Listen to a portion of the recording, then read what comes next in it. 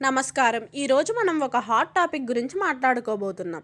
మన తెలుగువారి ఇళ్లల్లో ఉదయం లేచిన దగ్గర నుండి రాత్రి పడుకునే వరకు ఏదో ఒక రూపంలో మన నాలుకకు తాకే రుచి కారం. పచ్చడిలో ఆవకాయ, బిర్యానీలో మిర్చికా సలాన్, బజ్జీలో కూరిన మసాలా. అసలు కారం లేని తెలుగు వంటకాలని ఊహించుకోగలమా?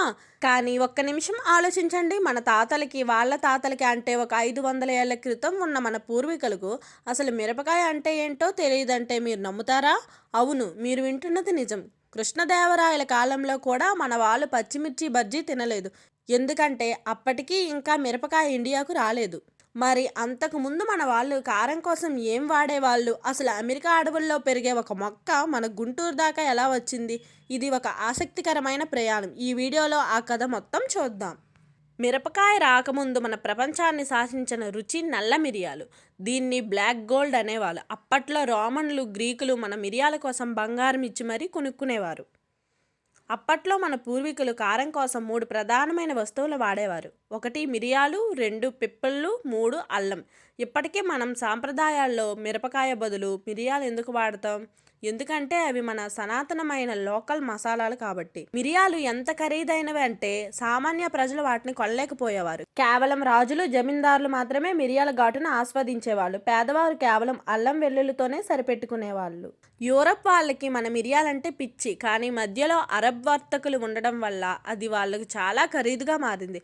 అందుకే సముద్ర మార్గం ద్వారా ఇండియాకు రావాలని క్రిస్టోఫర్ కొలంబస్ బయలుదేరాడు.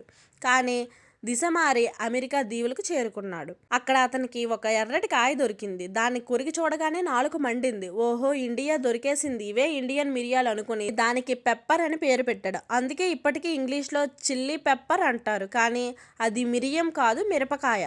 కొలంబస్ దాన్ని స్పెయిన్ తీసుకువెళ్ళాడు. అక్కడి నుండి పోర్చుగీస్ వారు బ్రెజిల్ వెళ్ళినప్పుడు అక్కడ సాగు చేశారు. చివరగా 1498లో వాస్కోడిగామా ఇండియా రూట్ కనిపెట్టాక 16వ శతాబ్దంలో పోర్చుగీసు వర్తకులు గోవాకు మిరపకాయని తీసుకొచ్చారు.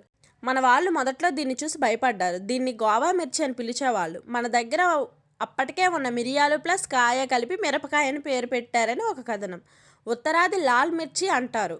మిరియాలు తీగజాతి మొక్క. పెరగడానికి నీడ కావాలి, కోయడం కష్టం. కానీ మిరపకాయ ఎక్కడైనా పెరుగుతుంది, ఎండలో ఎండిపోతుంది. ముఖ్యంగా ఇది చాలా చౌక. దీంతో అప్పటి వరకు కారం రుచి చూడని సామాన్య ప్రజలకు ఇది అద్భుతమైన వరంలా మారింది. అందుకే పేదవాడికి పచ్చడికి మెతుకులే ఆకలి తీర్చాయి. ఛత్రపతి శివాజీ సైన్యం లేదా మరాఠా యుద్ధవీరులు మిరపకాయలను ఉత్తర భారతదేశానికి తీసుకెళ్లారని, యుద్ధంలో అలసిపోవడానికి కారంగా ఉండే ఆహారం తినేవారని చెప్తారు. ఇప్పుడు కథ ఫాస్ట్ ఫార్వర్డ్ చేస్తే ప్రపంచంలో అత్యధిక మిరపకాయలు పండించే దేశం భారతదేశం. అందులోనూ మన గుంటూరు, ప్రకాశం, ఖమ్మం జిల్లాలు టాప్. గుంటూరు మిర్చి ఆసియాలోనే పెద్దది. ఇక్కడి నుండి చైనా, థాయిలాండ్ వంటి దేశాలకి ఎగుమతి అవుతుంది. కారాన్ని కొలవడానికి స్కోవిల్ హిట్ యూనిట్స్ వాడతారు. మన గుంటూరు సన్నం ఒక రేంజ్లో ఉంటే అస్సాంకి చెందిన బూత్ జోలోకియా ప్రపంచంలోనే అత్యంత ఘాటైన వాటిలో ఒకటి. దీన్ని ఏనుగులను తరిమి కొట్టడానికి కూడా వాడతారంట. ఎందుకుమంట, మిరపకాయలో క్యాప్సైసిన్ ఉంటుంది. ఇది నీళ్ళలో కరగదు, కానీ కొవ్వులో కరుగుతుంది. అందుకే కారం ఎక్కువైతే నీళ్లు తాగడం వేస్ట్. పాలు లేదా పెరుగు తినాలి. పాలల్లో ఉండే కొవ్వు ఆ మంటను తగ్గిస్తుంది. ఇదండి సంగతి. అమెరికాలో పుట్టి యూరోప్లో చుట్టుకొచ్చి చివరకు ఇండియాలో సెటిల్ అయిపోయిన మన మిరపకాయ కదా. ఈసారి మీరు మిర్చి బజ్జీ తింటున్నప్పుడు దీని వెనుక ఇంత పెద్ద చరిత్ర ఉందని గుర్తుంచుకోండి. వీడియో నచ్చితే లైక్ చేయండి. మీకు కారం ఎక్కువ ఇష్టమా, తక్కువ ఇష్టమా కామెంట్ చేయండి. బాయ్ ఫ్రెండ్స్, నెక్స్ట్ వీడియోలో కలుద్దాం. ఈ వీడియో నచ్చితే లైక్ చేయండి, షేర్ చేయండి, సబ్స్క్రైబ్ చేయండి.